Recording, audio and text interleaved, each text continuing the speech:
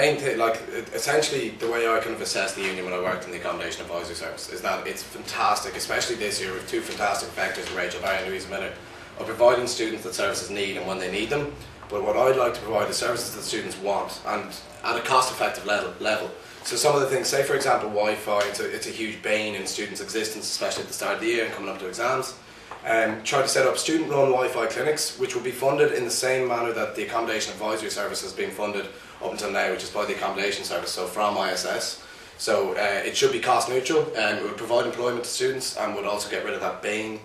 There's the room in the back of the SU that's very underutilised, which I see that could be used as a kitchen.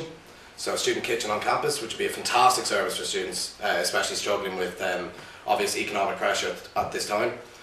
So essentially it's about getting the Students' Union out, so providing services that students need and what they want. So things like the kitchen, things like the Wi-Fi, getting deal of the week back. So straight away when you're back in, deal of the week will be back to the strength of its former time, I suppose.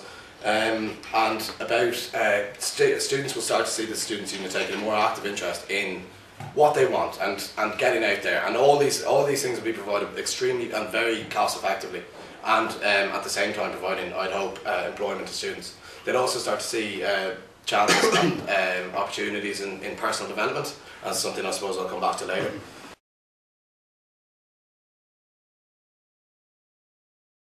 I guess three things that I'd like to change on the first day back of term. First of all, I have this idea that you'll see in my manifesto, you've probably already seen it, about a student survival kit. Which is basically they do something similar in Cork where they provide dinners for students for a certain price every week. But what I would like to do is, through the SE shop, where buy, say in bulk, stock items that students need every week, some milk, bread, eggs, from wholesalers, and then work with the SE and the SE shop and these wholesalers to provide, say, like the essential things you need for breakfast, dinner, for 4 days, for €20, or as close to €20 as possible. And it's definitely possible. There's room in House 6, even in that back room that we were talking about, to put an area to keep, like, to store these like survival kits, and the students can pick them up whenever, you know, on Monday morning, Monday afternoon. The second thing that that will come up more within the campaign itself when I explain it. But in terms of SE services, there's 4 services I looked at, and Roy already dealt with the deal of the week, which obviously I'd love to bring back in a big way. I feel it's really floundered this year. Printing as well. Printing is the bane of every Trinity student's existence. I really like the idea of providing SU service printers, so that something goes wrong with it, the lease is in the SU's name, not the college's name, so we actually have more control over what to do with it. And I think you'll find that in terms of cost, you can earn the money back with that so quickly by charging a small rate for the printers that, I mean, it'll pay for itself within a few months. And then also the SU has a job listings part of the website, and it's really underutilised, and I think over the summer I'd love to work, say, for 2 weeks with temp organisations in Dublin to provide weekly like short-term work for students to earn a bit of cash. I'm sorry, the last thing before I go over too long, I really want to expand the 24-hour, because I mean any time you're there on a Sunday night or like around exam or essay season, it's packed, you can't get a seat, people are sitting on the floor. You can open up usher 2 upstairs, there's stairs at the back.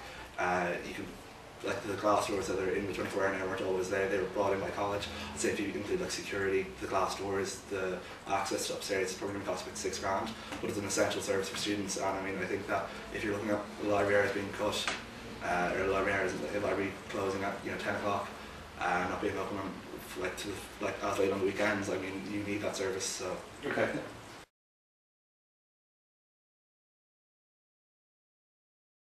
I don't know about everyone else, but the internet service, when you're trying to get into the proxies with the 4 proxies, you sign into the internet, and every so often the proxy decides to pop up again, you have to sign in. I would like to just reduce that to 1. You just sign in, and then when you get into the internet, then you don't have to sign in again, and then consistently sign in again and again and again. Like James was saying, the library services are essential in the college, and I feel that they need to be expanded, because as James was saying as well, that around exam time and at weekends, whatever else, with the reduction of library opening hours, it's very tough for people to get in, and especially students who commute rather than who are living up in the city of Dublin. What else? This more goes on to the third question as well, but I want to see with the demise of the Dunleary Festival of World Cultures. I think there's a kind of a gap in the market to have some sort of similar events from Trinity, especially at the time when the college itself is promoting its